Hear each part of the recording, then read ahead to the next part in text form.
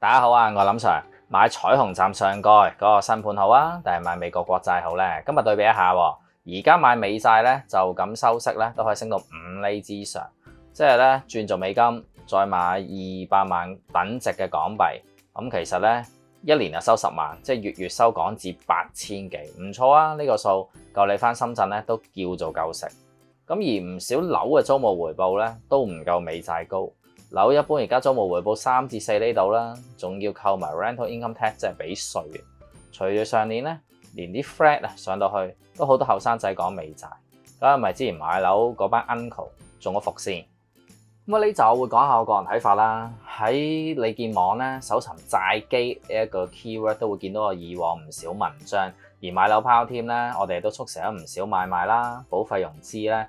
1厘嘅低借貸成本呢啲都可以喺我個網見到。我哋個 channel 係橫跨股樓債保險咁，同大家揾一個合理嘅資產分佈方案，而唔會側重講死某一樣嘅。近日美國咧30年國債嘅孳息率升到5厘3啊，去到呢個水平創新高。熟知買債嘅朋友都知道啊，孳息率升咧就代表債券價格下跌啦，亦即係美國國債嘅價格係創咗新低喎。咁咩係構成佢嘅原因呢？首先有唔少報道指出咧，中國同日本都積極咁拋售緊美國國債，而日本咧拋售美國國債同控制佢匯率有關。中國拋售咧應該係想減少佢對美國個依賴度啦。喺美國30年期咧個國債孳息率不斷創新高之下，大家咧會質疑點解仲長揸美國國債咧？因為佢跌緊嘅喎。嗱，你要先明白債券市場咧主打都係大戶買賣，好似咧政府買賣啊，或者大型基金啊，先係國債咧 trade 得最多嘅人。而你喺 thread 入邊咧，見有啲網友所謂講嘅重錘咧，其實佢哋呢啲睇法唔會點改變到大事。隨住美國喺美伊戰事咧泥足深陷啊，啲大戶紛紛用行動説明咧，都唔係太睇好美國國債。川普啊，即係 Donald Trump 嘅單邊政策咧，不斷激嬲盟友。咁川普一旦下台呢單嘢咧，會唔會大反轉？即係話個國債嘅腰會跌翻呢？嗱，我相信下任咧都好有機會用翻川普嘅玩法，利用啲激烈議題加單邊主義咧去 cap 啊，即係吸啲選票。你見同樣係遠在大西洋另一邊嘅英國 Reform UK 啊，佢哋嘅實力咧都喺幾年內壯大得好多，話明咧第時要奪取真嘅權力選手上啦。咁而咧佢用嘅方法都近同美國㗎啦，關埋門大大聲話會益自己有白人，佢係好多選票。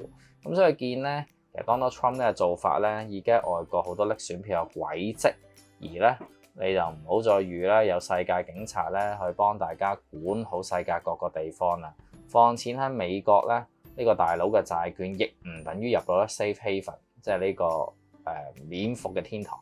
我喺香港咧，好似買大型保險公司嘅債券定係買 AIA 嗰啲啊，其實孳息率咧連4厘都冇啊，亦即係投資人咧放錢 AIA 咧，其實個回報咧仲少過喺美國，至少個市場開價都已經反映呢個事實。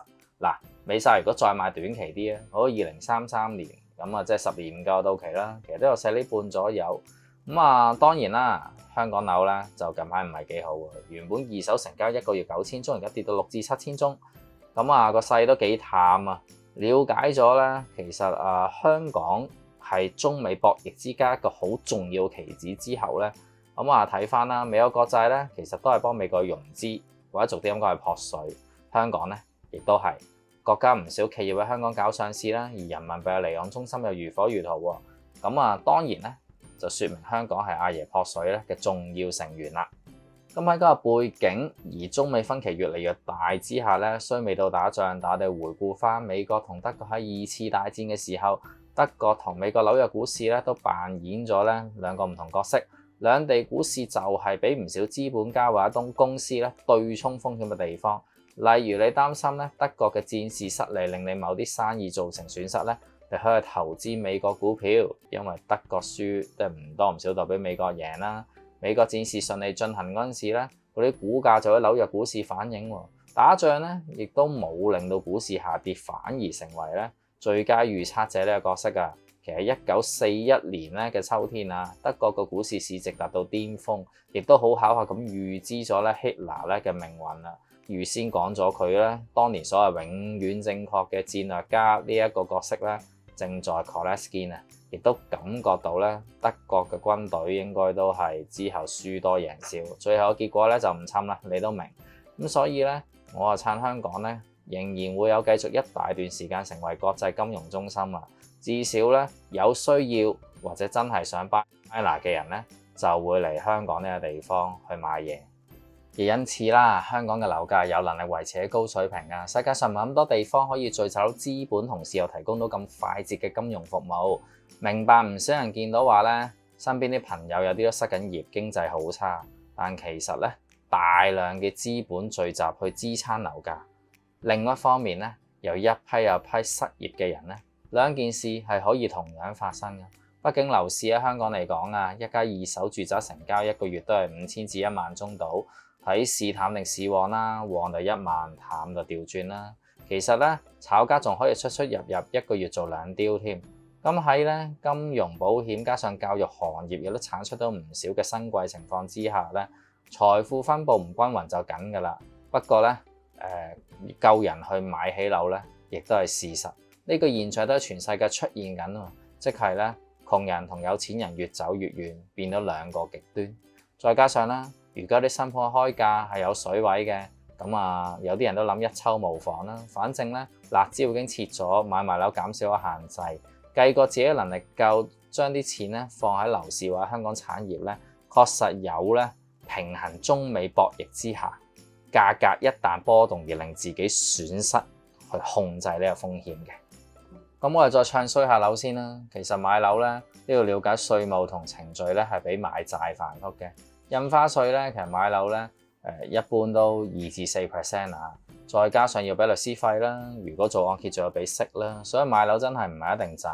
咁買債咧係爭在冇乜實在感啫，你只可以靠打開條 app 見到條債，咁都係每隔一段時間咧都有實息派俾你，收到息嗰下有水磅，咪實在咯。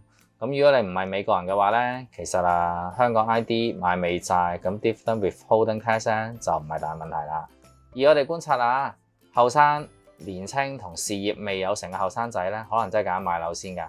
可能想喺朋輩之間買間樓證明下自己啦。不過到咗中年或者咧踏入收成期嘅前輩咧，買債會多啲嘅。可能已經咧唔少已經有咗樓，唔使咁多去煩，咁買債收息咪好咯。最後亦都係好重要嘅，你要留意買債咧，就唔會似買樓咁，買樓個租咧係可以跟隨通脹上落，而咧加減租都得。咁但係調翻轉咧，通脹係經常升噶嘛，咁所以咧靠加租咧就可以幫你對沖到通脹風險，亦即係對沖咗咧一旦通脹令你銀紙少咗購買力嘅風險，而買美債咧冇咧呢個對沖功能。咁今日講到呢度先啦。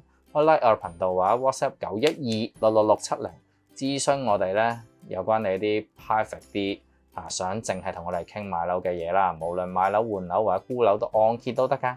咁我哋已經做咗咧超過700個成交個案，好多都擺咗上去咧，我哋係專業俾你睇㗎啦。